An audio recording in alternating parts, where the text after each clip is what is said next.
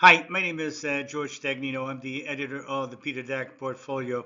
The business cycle is a combination of many cycles: the real estate cycle, credit cycle, financial cycles, uh, and the combination of all these cycles cause the economy to grow around a long-term trend of around 1.5%, depending on how the economy is going, above or below 1.5% or long-term average. The asset classes behave in a different way. So the investment strategy changes depending on the growth of the economy relative to this long-term trend. What I would like to do with this video is to show you what are the main indicators are saying, what is the position of the business cycles, what is the likely strategy that is most appropriate given what's going on, and then give you some proprietary indicators that I showed you in the past. And so far, they had a good batting average, both long term for 2026 and for the near term in the next 2 or 3 months. So let's go. What I would like to do with this slide is to show you where the main indicators are. And from the result, you will see if we are in phase 4, 1, 2, or 3. Of course, phase 4, as you know, is where where the correction comes, where everything goes down. Why? Because consumers are over leveraged, they don't have any more money, inflation is rising, so everything has to come down to reestablish the purchasing power of the consumer so that they can go out, spend again, and then the cycle start all over again.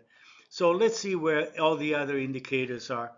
And let's start with employment. Oh, by the way, if you pause this slide and you draw the same graph and you make the dot where each indicators are, you will see what's happening in the business cycle. It's a very effective, I think, way of visualizing what's going on. So let's think about the employment. Employment is declining, so it's somewhere at the beginning of phase 4. It's not coming down badly. So it's just beginning to, as I will show you. Sales and income, they're still growing at about the long-term trend in real terms, which is around 1.52%. Housing is correcting, is the top, is declining, and is in phase 4. And there is much more to go in housing. Auto sales are flat to weak, so they also here. Housing is probably more towards the middle there. Credit on auto loans, they are spiking. Delinquencies are rising, so we are in phase 4. Production Production has been in a recession in phase 4 for the last 3 months. But I don't know, the last few months, there has been some sense of revival. It could be the beginning of something good news, but we don't know yet. But let's put it somewhere between phase 4 and 1. Inflation was declining, but now is rising again. So I would put inflation somewhere in phase 2 because prices tend to rise, inflation tend to rise in phase 2. Commodities are also rising, so they're also here. Inflation and commodities are rising. Short-term rates, however, they have been declining, so they are in phase 4. The stock market is definitely still in phase 2, somewhere in here. So if you make all the dots, you see the economy as signs of strength and signs of weakness. The weaknesses are probably more than the strength, and you're probably transitioning between phase 2, 3, and getting to 4. But we are not really into phase 4 because the main thing, inflation is still rising, and bond yields are still rising or flat. So the bond yields are still somewhere in phase 2. So there are signs of strength. So what I want to see now is review the main indicators and then see what the financial markets are doing. These graphs are the employees in construction, and which is the blue line, and the employees in residential construction, which is the red line. The reason I follow these indicators because you can see that when they peak ahead of a recession. They peaked ahead of a recession here. They peak ahead of a recession here. So they're good leading indicators of things are worsening or not. In this, currently, this employment figures are declining. So we are heading towards a slowdown. That's why employment is in phase 4. This is the graph of personal income excluding transfer payments. In other words, government checks. And as you can see, income, real income after inflation, is growing at levels that you find at the beginning of a recession. So income excluding government payments is really signaling that we are definitely in phase 4. This chart shows the heavy truck sales. And again, they are a major leading indicator. Very, very important, because again, if you don't have manufacturing, you don't have goods to ship, and business is not doing well. So people don't buy, business does not buy, there is no need of new trucks. So right now, new trucks have been really dropping like a stone, and usually when they start declining, they're declining up to this level. And so that tells you that there is a long way to go for the weakness. And this is another sign that we are in phase 4. This graph shows housing starts and building permits. And as you can see, they move within a broad range from here to down here. They just peaked. And this is a sign of we are in phase 4. But the important thing of this indicator as employment, that housing leads a recession, because as soon as interest rates rise, which is usually at this point of the business cycle, as interest rates rise, housing declines. Here, interest rates have been rising. Here, the Fed started raising interest rates and yields started rising, and housing is declining. So the housing sector is in phase 4, and I believe, as I mentioned in other videos, it will be followed by already lower home prices, and this will have, I believe, in 2026 a deflationary effect in that, again, in 2026. The red line is the inflation rate, which is now around 3%, and as you can see, has been trending up. However, the reason I think the housing prices will continue to decline and will have a deflationary impact is because the green line shows the listing price per square foot.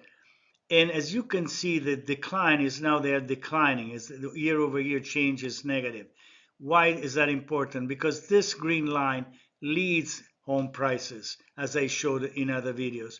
And why is that important too? Because a decline in the green line is followed by a decline in inflation. A decline in the green line is followed by inflation. That's why I think as the housing starts keeps deteriorating, this green line, the price per square foot, will keep declining, and eventually inflation will peak and become negative, probably even deflation like we had in 2020. That's my basic outlook. The blue line is the 2-year treasury yields, and the orange line is the price of crude oil. And as you can see, they just match each other like anything. So the trend of the point is an important commodity like crude oil is weak, so this will have an effect, a disinflationary effect. And of course, the short-term rates are declining, and as the Fed mentioned, they're probably going to keep on lowering interest rates because of the data that I showed you before, how heavy truck sales, employment, and so on. So the likelihood of short-term rates declining is a valid outlook. Now, short-term interest rates declining means that they are in phase 4. Let's see what happens to bond yields, which is the blue line. Several times I mentioned in my service that bond yields are equal to the sum of growth and inflation. And the green line is the growth in GDP. And as you can see, if they follow fairly closely. So yields are not declining because the economy is still growing around 1.5%. Inflation is 3%. So you have the 4.5% bond yields. So growth has to decline and inflation eventually decline. This is not an immediate trend, but it probably will happen in beginning at the beginning of 2026.